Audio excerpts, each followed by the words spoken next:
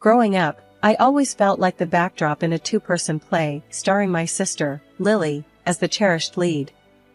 Our parents never tried to hide their preference for her. It was like living in a house where I was the guest, and Lily was the princess. From as early as I can remember, Lily got everything, the best dresses, the new toys, and most importantly, their attention. I got hand-me-downs, stuff from bargain bins, and the occasional nod that yes, I existed too. One evening, I was about 10, I remember sitting at the dinner table. Dad was going on about Lily's school project. "Look at this castle Lily made. Isn't it something?" Dad said, his eyes lighting up like Christmas trees as he held up a glitter-covered cardboard castle. Mom nodded, beaming at Lily. "It's beautiful, sweetheart. You're so talented." I had made a volcano that actually erupted, but it was sitting on the other end of the table, unnoticed. "Mine erupts," I muttered, but no one paid attention. Lily, with her bright green eyes sparkling, leaned over and whispered loud enough for only me to hear. "It's just baking soda and vinegar. Not a big deal." I clenched my fists under the table, feeling my face heat up. But I stayed quiet. Arguing with Lily only made things worse, because somehow, I always ended up being the bad guy. Grandma was the only one who saw through it all. She lived with us, thank God, and she was my one ally. One day, after a particularly nasty episode where Lily had blamed me for breaking a vase I hadn't even touched, Grandma pulled me aside. "You know, Anna, your parents might not see everything, but I do. You're just as special, never doubt that," she said, her voice firm and reassuring. "I wish they could see that too," I replied, looking down at my scuffed shoes. Grandma hugged me tightly. "I've told your dad time and again, children should be loved equally." But it never changed. As we grew up, Lily turned into a master of manipulation. She had our parents wrapped around her finger, and anything she did wrong somehow got pinned on me. One day, I overheard her talking on the phone with a friend. "Anna is such a loser. She thinks Mom and Dad actually care about her. It's hilarious." I stormed into her room, furious.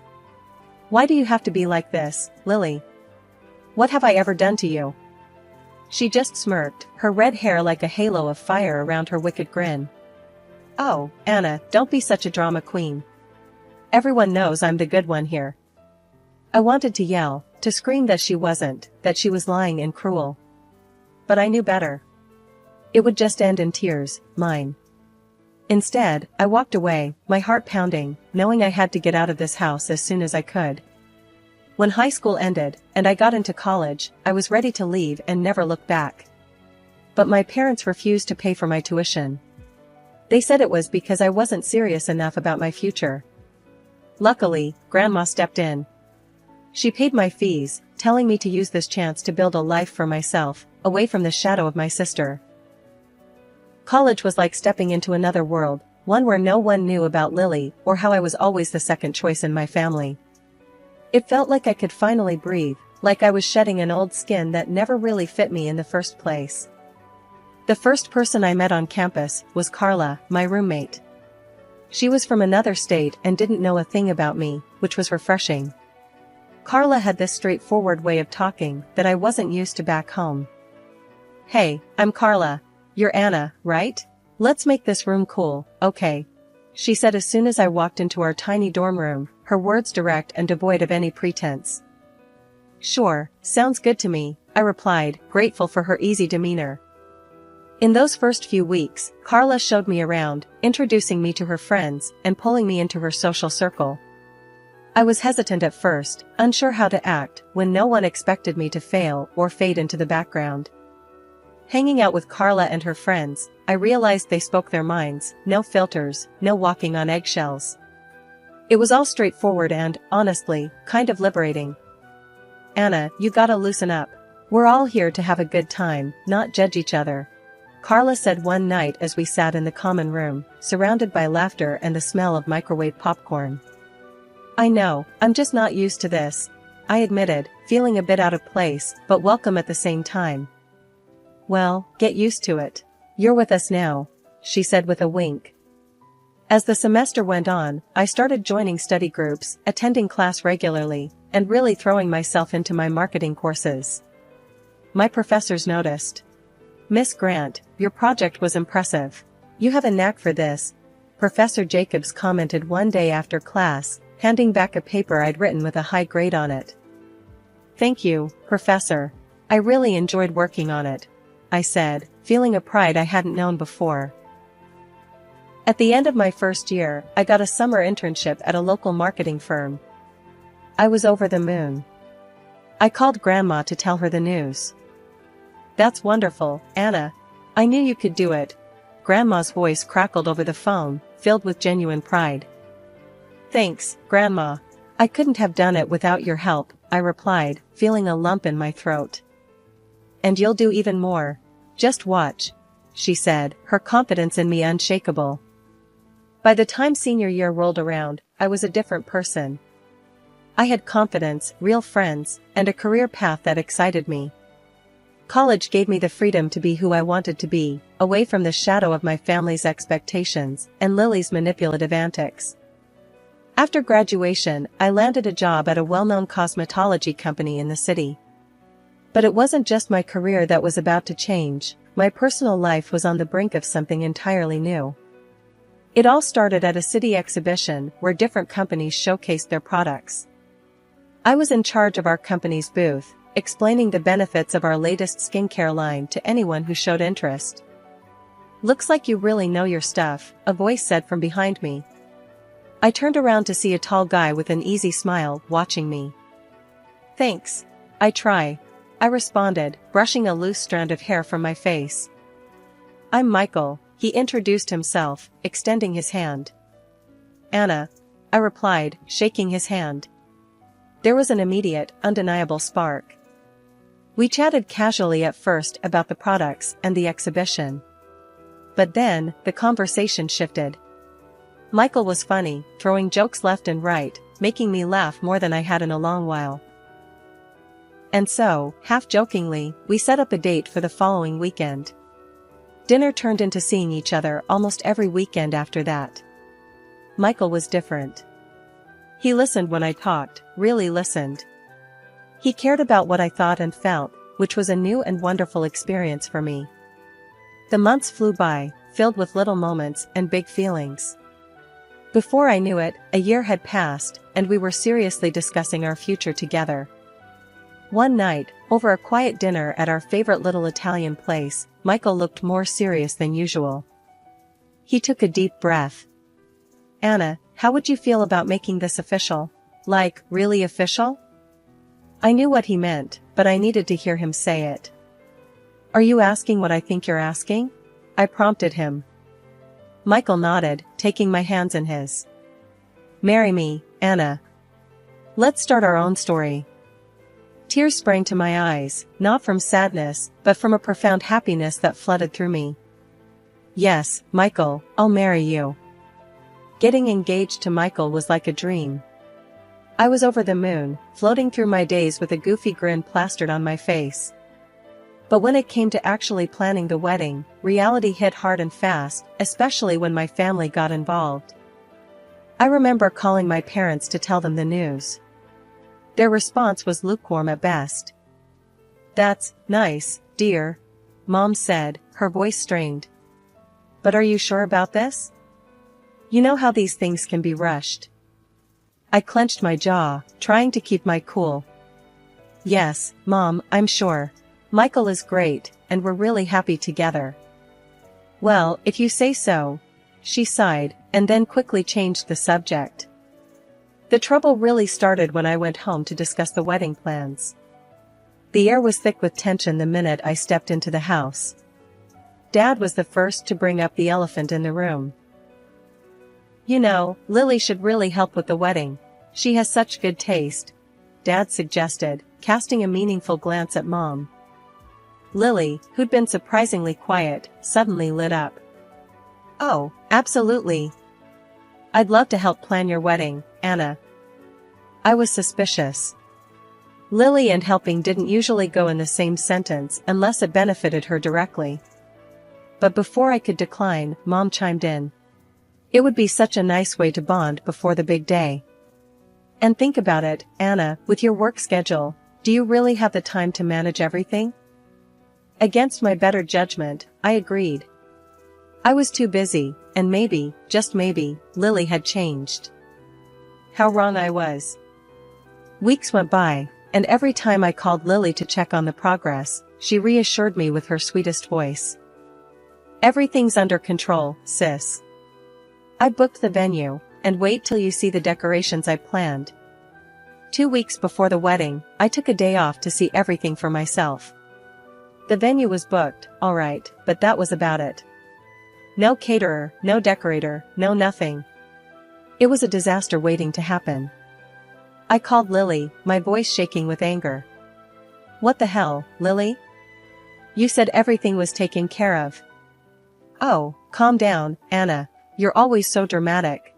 It's all going to be fine. She brushed me off. Fine? There's nothing done. Were you planning to ruin my wedding? There was a pause on the other end of the line.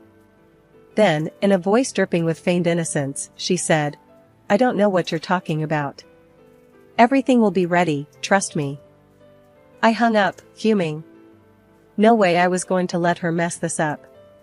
I called my friend Janet, who had an impressive experience with event planning. Janet, I'm in a bind. Can you help me salvage my wedding? Of course, Anna. Don't worry, we'll make sure your day is perfect. What's done is done. Let's fix this, Janet responded, her voice a lifeline in the chaos. With Janet's help, we started from scratch. It was a mad dash of booking, tasting, and organizing, but slowly things started coming together. The day before the wedding, I confronted Lily again. This time in person. She just shrugged. Look, I did what I could.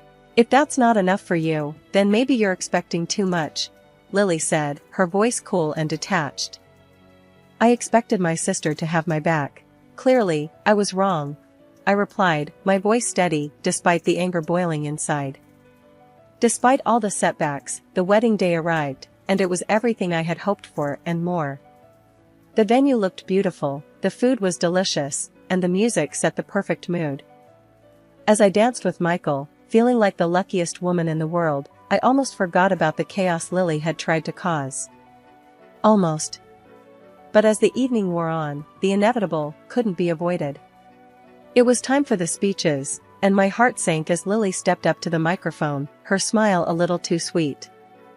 Hello, everyone. Lily's voice was bright, carrying over the crowd. I just want to say how happy I am for Anna and Michael. Being the maid of honor and the wedding planner was such an honor. I could feel the anger bubbling up inside me. The lies were too much. She was taking credit for everything Janet and I had scrambled to fix. My hands clenched into fists under the table, but Michael squeezed my hand, giving me a look that said, let it go. But then Mom took the microphone from Lily, her eyes glistening with pride, for Lily, not for me. And we need to thank Lily for saving the day. We are so proud of how you stepped up. Anna, you should be grateful to have such a wonderful sister. That was it. I couldn't hold it in any longer. Actually, I started, my voice loud enough to draw every eye in the room to me. I stood, my chair scraping back sharply. I think there's been a misunderstanding. The room went silent, all chatter stopping as everyone waited for what I would say next. Lily didn't plan this, I said, my voice steady, despite the shaking in my legs. 2 weeks before today, I found out nothing was prepared. No flowers, no caterer, not even a cake. If it wasn't for my friend Janet, who is here tonight, this day would have been a disaster. Lily stood up, her chair clattering behind her. That's not true. I did so much for this wedding. Anna, why are you always trying to make me look bad? Why? You wanted this day to fail. I said, turning to face him, then the crowd. I had the emails from the vendors, messages saying they hadn't heard from anyone until I contacted them. Lily's expression faltered, then burst into tears, running from the room. The dramatic exit, another classic move. The rest of the evening was a blur. Some guests whispered and shot me sympathetic looks, while others seemed to buy into Lily's tearful act. It hurt, but at least now, some people knew the truth. As the party wound down, Michael held me close, whispering, "We're married now. That's all that matters." He was right. Despite the drama, we were together, and that was the most important thing. But as we left the venue, I couldn't help but feel the sting of my family's doubts, and Lily's treachery lingering in the air. Just when I thought things couldn't get any worse, they did. My sister Lily disappeared, leaving behind nothing but her car, her purse, and a damning note that pointed the finger straight at me. The note was a masterstroke in her ongoing drama, claiming my supposed cruelty drove her to think about ending her life. The fallout was immediate and brutal. My parents, already cool towards me thanks to Lily's theatrics at the wedding, now turned ice cold. The phone call from my mom about Lily's disappearance is etched into my mind, her voice cold and accusing. "Anna, your sister is gone. She left a note, and she blames you. She said you've been cruel, that you pushed her to this," Mom said, each word like a dagger. "That's ridiculous. I haven't done anything to her. You know how she is, how she twists things," I shot back, my voice shaking with a mix of anger and despair. "Enough, Anna. Your sister is missing, possibly worse, and all you can think about is defending yourself," she snapped before hanging up. The accusations didn't stop there. Relatives, friends, even neighbors seemed to have read the script Lily left behind, all casting me as the villain in her twisted story. But the worst blow came from Grandma, the one person I thought I could always count on. When I went to see her, hoping for some support, she met me with a frosty gaze, her disappointment palpable. "Anna, I can't believe you. Your sister felt so tormented, she had to run away. And all you can say is that it's a lie?" Grandma's voice was stern, her usual warm tone gone. "Grandma, please, you know me. I would never hurt Lily," I pleaded, feeling the tears start to well up. Grandma shook her head, her expression hardening. "I thought I knew you. But Lily's note. Anna, she was clearly in a lot of pain. And no truth you wanted to prove is worth her life." "But it's not the truth," I protested, my voice rising in desperation. "I think it's best if you leave. I need to think about all this, about where we all went wrong," she said, turning away from me, signaling the conversation was over. Walking away from Grandma's house that day felt like leaving my last safe haven. Betrayed and isolated, the weight of the entire situation bore down on me, crushing. As the days turned into weeks, with no word from Lily, the strain started to show in every aspect of my life. Michael tried to be supportive, but the constant stress was a wedge between us. "Anna, maybe it's time to just let it go. Maybe stop trying to defend yourself and just move on," Michael suggested one evening, his voice weary. "How can I move on? My own family thinks I'm a monster. How do we just live with that?" I snapped, frustration boiling over. I felt utterly alone, surrounded by people who either believed the worst about me or didn't know how to help. And with Lily gone, the narrative she crafted seemed to solidify into an undeniable truth in the eyes of everyone around me. With each passing day adding weight to the loneliness I felt. Michael, the one person I believed would always be by my side, had grown distant. His frequent business trips to another city only widened the chasm between us. It wasn't just emotional distance, something tangible had shifted, and the receipt I found one afternoon was the grim proof. Stuffed carelessly between the pages of a magazine on our coffee table was a receipt for women's clothing, expensive clothing, the kind you buy when you want to impress someone. The kind you don't buy for your wife and then forget to mention. At first, denial took over. There must be some explanation, a surprise maybe? But the cold, hard doubt crept in, gnawing at me. After everything with Lily and the family, this felt like another bitter betrayal. I needed answers. I hired a private detective.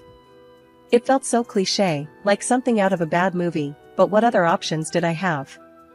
I gave him all the details, Michael's travel schedule, the receipt, everything. He called a couple of weeks later. "I have the results of the investigation," he said, his voice neutral. "I'll drop off the full report and the photos tomorrow. It's best if you see everything for yourself." The next day, armed with a report and a sealed envelope of photos, I felt like I was on the verge of a breakdown. But there was one thing I needed to do before confronting Michael. I needed to talk to Grandma. Grandma looked frail, her illness having taken a visible toll on her. But when she saw me, there was a flicker of something in her eyes: surprise, confusion, maybe a hint of relief. "Anna, what are you doing here?" she asked, her voice weaker than I remembered. "I needed to see you," I said, stepping inside, feeling the weight of the envelope in my hand. We sat in her living room, the air thick with unsaid words. I handed her the envelope, watching her hands tremble slightly as she opened it and pulled out the photos. I watched her face as she looked at each photo, her expression shifting from confusion to shock to sadness. Then she looked up at me, tears in her eyes. "Oh, Anna. I had no idea," she whispered, the realization dawning on her. "Grandma, I know things have been awful between us. I know you felt I pushed Lily away, but these show a different story," I said, my voice steady despite the turmoil inside. She reached out, her hand gripping mine tightly. "I was wrong, Anna.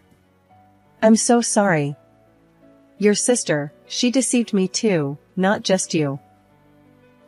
Grandma passed away quietly 2 weeks after our last conversation, and we gathered at her house for her will reading. The air was heavy with the scent of old books and faint floral perfume, a smell that always reminded me of Grandma. I sat there, my hands folded in my lap, steeling myself for what was to come.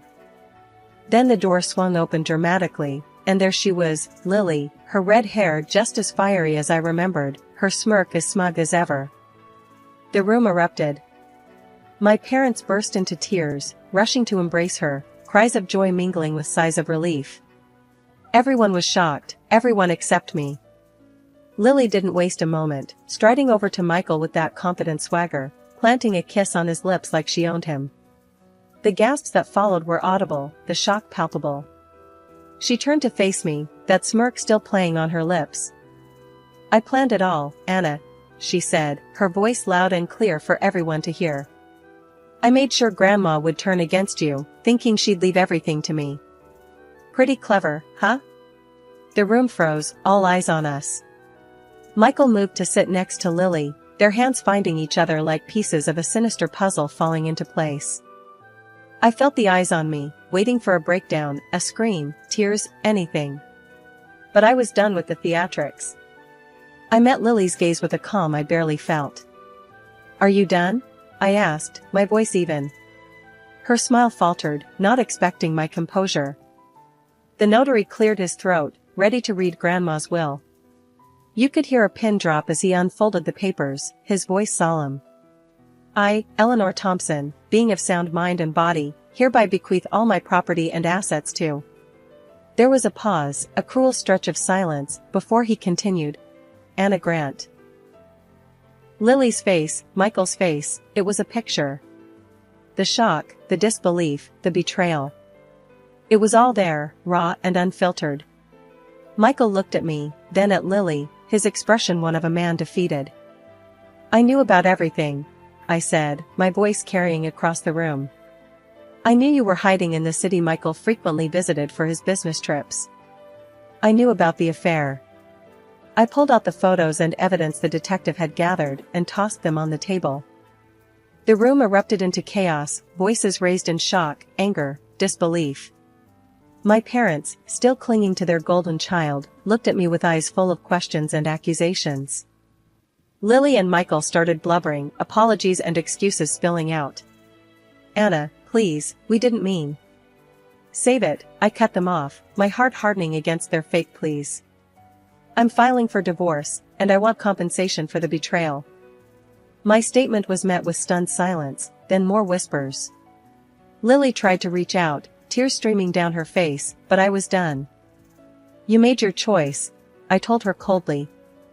After the meeting, as the room cleared, I stayed back, letting the reality of everything wash over me. The money, the property, it meant nothing compared to the betrayal. I signed the necessary papers, my signature steady, my resolve clear. Life moved on. I settled the divorce, received the compensation, and started rebuilding my life, piece by piece. It was hard, harder than anything I'd ever done. But for the first time in a long time, I felt like I was in control of my own story.